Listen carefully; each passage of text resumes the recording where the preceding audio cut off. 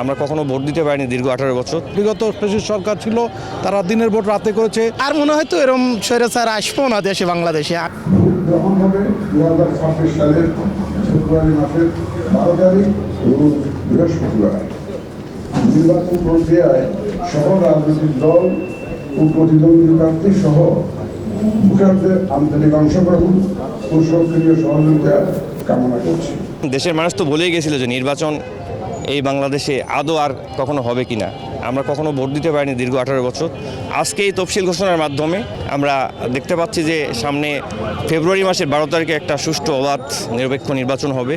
এটা সবাইকে খুবই আনন্দিত করছে, আমাকেও আনন্দিত করছে যে আমরা আবার ভোট দিতে পারবো, ফ্যাসিবাদ মুক্ত একটা বাংলাদেশ গড়তে পারবো।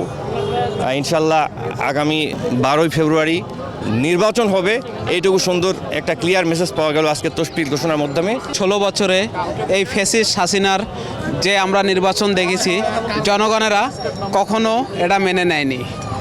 এখন যে অন্তর্বর্তীকালীন সরকার প্রায় 1.5 বছরের উপরে মানুষ দ্বিধাদ্বন্দ্বে আছিল যে আজও নির্বাচন হবে কি না।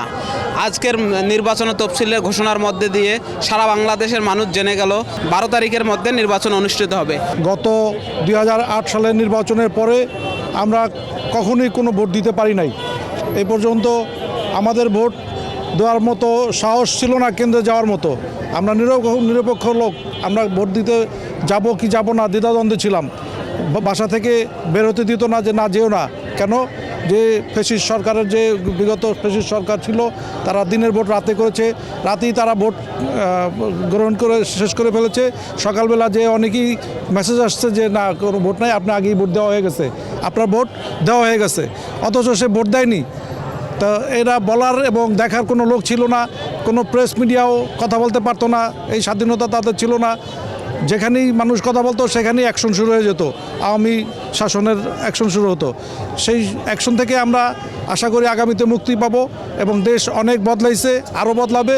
আশা করি আমরা সকলেই স্বাধীন দেশে গণতান্ত্রিক অধিকার নিয়ে সুন্দরভাবে বাঁচতে পারবো। সরকার যে কথা দিয়েছিল আমাদেরকে, সে কথা অনুযায়ী যখন তফসিল ঘোষণা করছে, ইনশাল্লাহ অবশ্যই নির্বাচন সুস্থ হবে এবং এই 2 মাস নির্বাচনের প্রচারণার মাধ্যম দিয়ে যে 12ই ফেব্রুয়ারি যে নির্বাচনের ডেটটা ফিক্সড করা হয়েছে, তফসিল ঘোষণা করা হয়েছে, আমরা আশাবাদী যে অবশ্যই নির্বাচনটা সুস্থ ও সবল হবে, জনগণ তার ভোট দিবে, জনগণের ভোটের মাধ্যম দিয়ে একটা সরকার গঠন হবে।